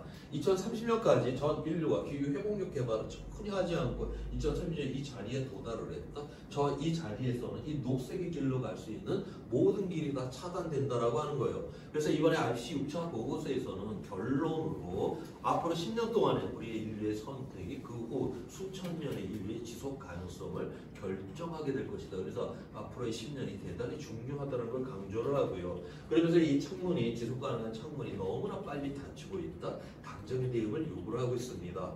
야, 어떻게 10년 안에 지금까지 우리 한 번도 살아보지 않은 저런 세상을 우리가 어떻게 만들까 막 걱정이 태산이죠. 자, 그런데 인간의 역사를 보면 아주 짧은 시간 안에 세상을 쌈박하게 바꿔낸 경험들이 제법 많습니다. 자, 그 한 사례를 한번 보도록 할게요. 자, 이 자료는 뉴욕 5번가의 같은 지점을 1900년, 1913년도에 찍은 사진이에요. 1900년도에는 마린가는 마차가 꽉 차 있었습니다. 저 당시에 세계적인 도시들은 이 마차가 너무 늘어나는 거예요. 그래서 이 시청이 아주 좀 마차 때문에 무지무지 고민을 많이 했대요. 당시 런던 신문에 어떤 기사가 났냐면, 야, 이런 식으로 런던 시내에 마차가 늘어나면 앞으로 40년 후가 되면 런던 시내에 말똥이 3m까지 쌓이게 될 거야. 야, 이거 어떻게 처리할래? 이런 기사가 났었습니다. 그런데 13년이 지나니까 이제 자동차가 싹 다 바뀌어버렸어요. 말똥 걱정을 근본적으로 안 해도 되는 세상을 이렇게 짧은 시간에 쌈박하게 만들어버린 것도 바로 우리 인간들이다라고 하는 거죠. 자, 이렇게 짧은 시간에 세상을 이제 바꿔본 이런 경험들을 갖고 그런 책으로다가 나와 있는 게 혁신의 확선이라고 하는 이런 책자가 있어요. 우리가 새로운 기술이라든가 새로운 가치라든가 새로운 정책이라든가 이런 게 나왔을 때 그거를 모든 사람이 와 좋구나 하고 그렇게 못 받아들입니다. 기득권들이 엄청나게 그 반대되는 이야기들을 하고 뭐 이래갖고 그렇게 새로운 게 그렇게 빨리 확산이 잘 안 된대요.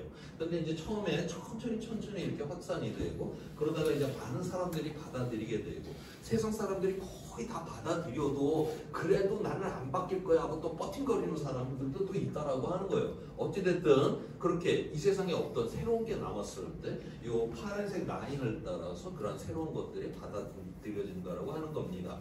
이거를 이제 누적으로다 이제 표현을 한 건데 여기 16%, 20%까지 우리가 이제 얼리 어댑터라고 하죠. 기술이라든가 이런 것들 어떤 그건 뭐 정책이 되고 가치도 되는 거예요. 16에서 20%까지 이 사람들이 받아들여질 때까지는 이게 변화가 일어나는 건지 안 일어나는 건지 너무 천천히 그 새로운 것들을 받아들이게 된다라고 하는 거예요.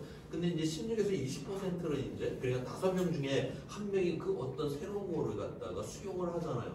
그때부터는 우리가 S자의 이제 이 성장 곡선이라고 급격하게 이런 새로운 것들을 받아들여지는 이런 상황으로 간다라고 이렇게 보고 있습니다. 자, 여기 16에서 20%가 어떤 빠르게 성장을 하는 바로 이제 그 기전인데 지금 현재 이런 일이 이미 일어나고 있습니다. 자, 전력에서 태양광하고 이 풍력이 차지하는 비중이 북반구 나라에서 이제 16%에 이제 도달을 했어요. 자, 이렇게 16%에 도달을 하니까 세상에 어떤 일이 일어났냐. 지금 1954년도에 태양광판이 처음 하나 만들어졌고요. 그래서 2022년 68년 동안 누적된 태양광 설치량이 2023년도, 2024년도 딱 2해 만에 지난 68년 동안 설치됐던 게 한꺼번에 다 설치가 돼버렸습니다. 지금 이 태양광은 거의 지금 폭발이 지금 일어나고 있다라고 하는 거죠. 대한민국만 여기서 그냥 열애이기 때문에 우리가 세상이 지금 어떻게 뒤집어지고 있는 걸 모르는 거는 지금 대한민국 사람들이다라고 하는 이것이 지금 문제이고요. 자, 그 다음에 이 세상을 또 변화시키는 이야기인데 2018년도에 톰벨이라고 하는 소녀가 스웨덴 의사당 앞에서 이렇게 쪼그리고 이렇게 앉아 있었습니다. 이 소녀가 뭐라고 그랬냐면 지금 이대로 그냥 가게 되면 이 기후 변화가 이제 너무 심하게 돼서 내가 어른이 되었을 때는 이제는 내가 제대로 내 친구들과 내 가족들과 행복한 삶을 살 수가 없다. 그래서 나는 이 기후가 안정이 돼서 내 친구들과 그다음에 내 가족들과 나는 행복한 사람이 되고 싶다. 근데 그거는 내가 지금 뭘 한다라고 해서 할 수 있는 게 아무것도 없다. 이 의사당 안에 있는 이 사람들이 내가 살아야 될 그 미래를 안전하게 만들어줘야 될 거 아니냐라고 하는 이 이야기를 했어요. 다시 말해서 한 소녀가 자기의 미래를 이야기를 하면서 바로 현재의 변화를 갖다가 이야기를 했는데 거기에 많은 사람들이 공감을 하게 됩니다. 2018년도 가을인데 2019년도 봄이에요. 이게 그래서 유럽을 중심으로 한 청소년 그 기후위기 비상행동이라고 하는데 자그마치 600만 명이 모여듭니다. 이 소녀의 이야기에 공감을 해서요. 우리는 이야기를 만들고 그 이야기에 공감을 하고 그 공감을 또한 연대로 표현을 할 수 있는 이러한 존재다라고 하는 거고요. 내일 광화문에서 우리 기후정의 행진이 있잖아요. 2018년에 이 쪼그리고 앉았었던 이 소녀의 여기에서 지금 시작한 겁니다. 지금 내일 하는 그것도 그만큼 우리는 물론 이게 아직까지 우리 사회를 전체를 변화시키지는 못하고는 있지만 분명 이러한 변화들이 있다라고 하는 거고요. 우리 인간은 지금 우리가 만들어 놓은 이 세상은 다 이야기로 만들어졌잖아요. 맞다 생각을 해보면 우리 뭐 돈이라고 하는 거 냉정히 말하면 종이 쪼가리인데 그게 왜 이렇게 우리의 삶을 지배를 할까? 그 종이 쪼가리 안에 이야기가 하나 담겨져 있죠. 거기 적혀져 있는 숫자만큼 교환할 수 있는 가치가 있다라고. 그 이야기를 우리 거기다가 하나 심어놨어요. 그 다음에 우리가 뭘 했냐? 우리가 모두 다 함께 그렇다라고 믿어버렸잖아요. 우리는 이야기를 만들고 함께 믿기만 하게 되면 진짜로 그런 세상이 돼버립니다. 우리가 법이라고 하는 거 우리 모두가 뭐 그갖고 뭐하라고 지켜 이렇게 생각했다면 그냥 종이 쪼가리죠. 그런데 우리는 거기 적혀있는 대로 지켜야 된다라고 우리 모두가 믿어버리게 되면 그것이 우리의 삶을 또한 그렇게 지배를 합니다. 지금 우리의 담대한 전환이라고 하는 것, 지금까지 우리가 만들어왔던 이 세상의 이야기들을 이제 재구성을 해야 돼요. 우리는 새로운 이야기를 만들고 그런 새로운 이야기가 많은 사람들한테 공감과 이제 연대의 그러한 힘으로다가 지금 발휘를 해야만 하는 그런 시점이 되었다는 것을 여기서 이야기를 해주고 있습니다. 자, 그 다음에 그러면 우리가 만약에 그래서 우리가 이제 2050년에 탄소 중립에 도달을 하게 되었다. 자, 그런 세상의 모습은 어떤 것인지 실제 일어나고 있는 일로다가 한번 보도록 하겠습니다. 아까 앞에서 제가 도넛 모델을 이야기를 했는데 이 도넛 모델의 가장 대표적인 도시가 암스테르담이에요. 이 암스테르담에 1971년도, 2020년도 같은 지점을 지금 찍은 사진인데 1971년도에는 자동차가 꽉 차 있고 미세먼지가 꽉 차 있고 저 도로의 주위는 저 쇳덩어리 자동차고 사람들은 다 주변으로 밀려나 있어요. 자, 오늘날 봤더니 저 도로의 주위는 우리 사람들이 쾌적한 환경 속에서 살아갑니다.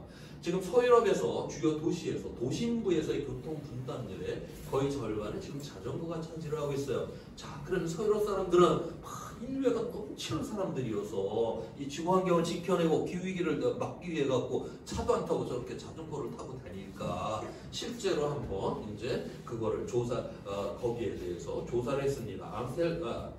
코펜하겐시에서 이제 조사를 했는데 당신은 왜 자전거 타고 출퇴근을 합니까? 그렇게 이제 자전거 타고 출퇴근하는 사람들한테 이제 물어봤는데 거기에 건강을 위해 지구 환경을 지키기 위해 기후위기에 대응하기 위해 이런 게 다 설문이 있었는데 거기에다 체크한 사람들이 많지가 않았대요. 이 사람들이 다 어디다 체크를 했냐? 빠르고 편리하니까. 지금 코펜하겐시에서 95년 이후에 최근까지 자전거로 이동한 거리가 2배가 늘어났습니다. 그런데 사고는 절반으로 떨어져 버렸어요. 이거는 코펜하겐시가 그만큼 도심에 자전거 타는 이런 시설들을 굉장히 잘 깔아줬다는 걸 의미를 하거든요. 이렇게 자전거 도로가 완벽하게 돼 있으면 1시간만 타고 가도 10km 이상을 갑니다. 얼마든지 우리가 이 도심에서 자전거로 출퇴근을 할 수 있는 세상을 만들어낼 수가 있다라고 하는 거죠. 서유럽의 그 주요 도시들, 도심부를 가게 되면 옛날 그 도로 그냥 그대로 놔뒀잖아요. 좁고. 그래서 그냥 온통 차가 맨날 막혀 있고, 그 다음에 주차료 엄청나게 비싸고. 지금 파리 같은 경우는 도심부에서 대형 SUV 차를 갖다 6시간 주차를 하면 11만 원의 주차료가 나온대요. 작년 10월 달에 법이 새로 통과가 됐습니다. 그 3배인 33만 원이 나와요. 6시간 주차를 하면. 그러니까 긴급 사태가 벌어지지 않으면 차 끌고 시내 들어오지 말라고 하는 거죠. 다시 말해서 이 사람들이 착하고 무슨 인류의 뭐 나발이고 그래서 지금 자전거 타고 돌아다니는 게 아니라 자전거를 탈 수밖에 없게끔 돼 있기 때문에 지금 자전거를 타고 다닌다는 겁니다. 인류 역사에서 모든 사람이 선해져 갖고 세상이 좋아졌더라 그런 역사가 없잖아요. 그냥 그 선한 몇 사람이 죽을 고생을 해갖고 좋은 제도가 하나 만들어져서 조금씩 세상은 나아진 세상이 됐잖아요. 우리가 8시간 노동을 하고 주말에 쉴 수 있는 거 이거 누가 착해서 우리 그런 세상 누리며 사는 거 아니잖아요. 그거 누군가 죽을 고생을 해서 제도를 만들어놔서 우리가 그런 삶들을 지금 누리고 있다라고 하는 것입니다. 그래서 바로 우리가 이런 새로운 세상에 이런 재구성이 필요하다라고 하는 거고요. 또 하나의 예입니다. 이거 파리 시내 도로 교통망을 지금 보여주는데 파리 이달고라고 하는 여성시장이 2014년도에 당선이 됐고 재선을 해서 내년까지가 임기죠. 이 사람의 여러 가지 정책들이 있는데 그 중에서 이제 하나가 저 도심에 이제 승용차가 못 들어오는 온갖 정책을 핍니다. 아까 6시간 주차료 33만 원인데 때려버린다던가. 아예 선거 공약이 뭐였냐면 파리 도심부 안에 9만 개의 주차장이 있는데 6만 개를 없애버릴게요. 그 자리에다 자전거 도로를 깔고 자전거 보관소 만들겠습니다. 그 다음에 파리 시민 여러분은 내 임기가 다 끝나게 되면 동에서 서로 수용차 끌고 통과할 거 꿈도 꾸지 마세요. 이런 거 공약으로 내세웠는데 파리 시민이 이 사람을 당선을 시켜줬어요. 그랬더니 파리는 어떻게 변했냐? 2017년도에 파리 시내 대기오염 가스 농도입니다. 딱 5년 지나니까 농도가 이렇게 떨어졌다라고 하는 거예요. 저게 어떻게 개인이 착해져갖고 저런 세상을 만듭니까? 바로 제대로 된 선출직 공무원을 뽑아내고 저런 것들을 입법을 하고 제도를 만들어낼 수 있는 우리가 의원들을 뽑아낼 때만이 저런 좋은 세상을 누리며 살 수 있다는 걸 여기서 보여주고 있어요. 자, 그래서 유엔에서는 개인이 해야 되는데 지금 이 기후위기를 막기 위해서 개인에 대한 해야 되는데 10가지를 제시를 하고 있습니다. 첫 번째, 이야기를 퍼뜨리라고 하는 거. 우리 교회나 성당 다니신 분은 잘 알겠지만 이제 끝날 때쯤 되면 목사님이나 신부님이 이 복음을 세상에 나가 전합시다 뭐 이렇게 이제 이야기를 하십니다. 우리가 살면서 정말 기쁘고 좋고 중요한 일이 있으면 계속 반복해서 이야기를 하잖아요. 한 이야기 또 하고 이 사람한테도 이야기하고 저 사람한테도 이야기하고 그렇게 살잖아요. 바로 이 기후 위기라고 하는 거 이것도 굉장히 우리가 이 인류에게 중요한 이야기이기 때문에 바로 우리가 반복적으로 우리 주변한테 이렇게 퍼뜨려야 한다라고 하는 거고요. 두 번째는 바로 정치적 압박을 가하라고 하는 거. 바로 우리가 제도를 만들어야 되기 때문에 앞서 이야기를 했듯이 이런 선출직 공무원들이라든가 바로 의원들한테 끊임없이 이 기후위기 대응에 대한 압박을 해내야지만이 바로 우리가 그런 세상을 성취할 수 있다라고 유엔에서도 지금 이렇게 제시를 하고 있습니다. 오늘 이야기 이제 마지막인데요. 우리가 공동체에 어떤 위기가 이렇게 닥쳐왔었을 때 나 혼자 살겠다고 날뛰었던 그러한 세상, 그러한 나라들은 다 쫄딱 다 망해서 없어져 버렸습니다. 이 위기, 공동체의 위기가 왔을 때 그 극복하는 유일한 방법은 연대와 협력밖에 없다라고 하는 거죠. 바로 그 이야기를 한번 해보도록 할게요. 지금 이거는 1700년 이후에 영국에서의 그 소득 증가이고, 그 다음에 이제 인도는 뒤에 이제 산업이 발달했으니까 그 뒤에 이제 소득이 증가를 하는 모습을 보여주고 있어요. 우리가 근대 사회에서 그 사회가 좋아졌다라고 하는 그 지표로다가 그 기대 수명이 얼마나 늘어났는가를 그렇게 보여주잖아요. 이렇게 보니까 영국에서 이렇게 소득이 늘어날 때 기대 수명이 늘어났고, 뭐 인도도 마찬가지로 소득이 늘어날 때 기대 수명이 늘어났습니다. 그래서 실제로 저런 자료를 보여주면서 야 우리가 부자가 돼야지 우리가 뭐 사회적 가치도 좋아지는 거야. 그러니까 경제 성장 이거부터 해야 된다. 이렇게 이제 빡빡거리고 이제 주장을 하는 경우가 많습니다. 실제 저런 자료를 보여주면서 그렇게 이야기를 해요. 그런데 우리가 꼼꼼하게 저런 자료를 한번 또 자세히 살펴보면 또 다른 이야기가 여기서 튀어나온다라고 하는 거죠. 자 보니까 1850년까지 보니까 영국에서 소득이 엄청나게 늘었어요. 그런데 전혀 기대 수명이 늘지 않습니다. 이때 늘지 않다가 1800년 이제 후반이 돼서야 이때부터 기대 수명이 늘어난다라고 하는 거예요. 그럼 1800년대 후반에 영국에서 무슨 일이 일어났냐? 바로 노동조합이 생깁니다. 그 다음에 시민 활동이 저때부터 본격화가 돼요. 그래서 이 공공성에 대한 이 주장들이 여기저기에서 터져 나왔을 때 그때서야 비로소 이 사회적 가치가 좋아졌다는 걸 여기서 보여주고 있고요. 인도에서는 어떤 일이 일어났냐? 1950년도까지 거의 소득이 늘지를 않았어요. 그런데 1900년대에서 1950년도까지 인도에서 기대 수명이 굉장히 빠르게 저렇게 증가를 합니다. 이때 이제 어떤 일이 일어났냐? 우리가 1700년대, 1800년대 보니까 기대 수명이 한 40세예요. 저때 1700년대, 1800년대 한 40살 살면 다 살고 죽었다가 아니라 유아 사망률이 너무 높은 거예요. 그래서 저렇게 기대 수명이 낮았습니다.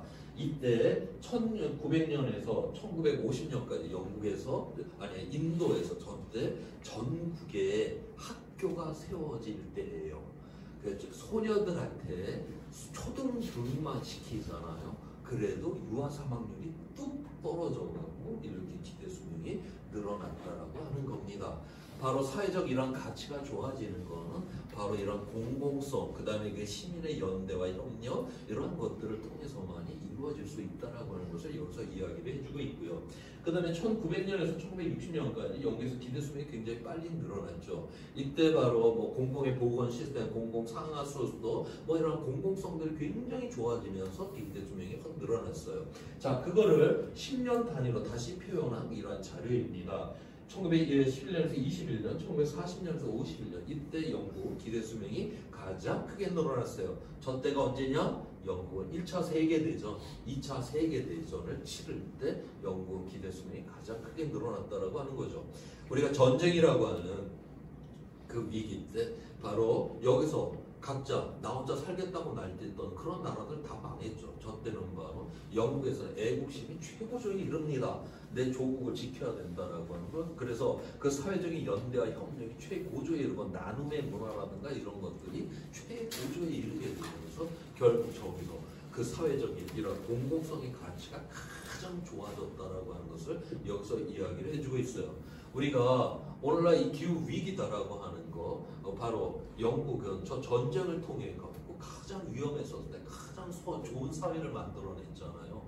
바로 이 기후 위기다라고 하는 거 바로 이거는 단순하게 우리가 위험을 피하는 것이 아니라 바로 이 기회를 통해 갖고 우리가 어차피 이거는 지금의 세상을 재구성을 하는 새로운 이야기를 만드는 이러한 우리가 찬스가 기회가 왔다라고 그렇게 보아야 하는 것이고요. 여기서 바로 우리는 더 나은 세상으로 갈 수 있는 바로 디딤판으로 삼을 수 있는 절호의 기회다라고 하는 것을 여기서 지금 이야기를 해주고 있습니다. 오늘 이야기 이제 마지막입니다. 앞서서 제가 그 IPCC 6차 정책 결정자를 위한 보고서 이야기를 했는데 그 보고서에 지금 표지를 지금 보여드리고 있어요. 이번 표지 사진이 대한민국 사진이 이제 이 표지를 장식을 했습니다. 이 사진은 전라남도 구례 이제 지리산 쪽에서 찍은 사진이라고 해요. 이 사진의 제목이 새벽을 여는 안개입니다.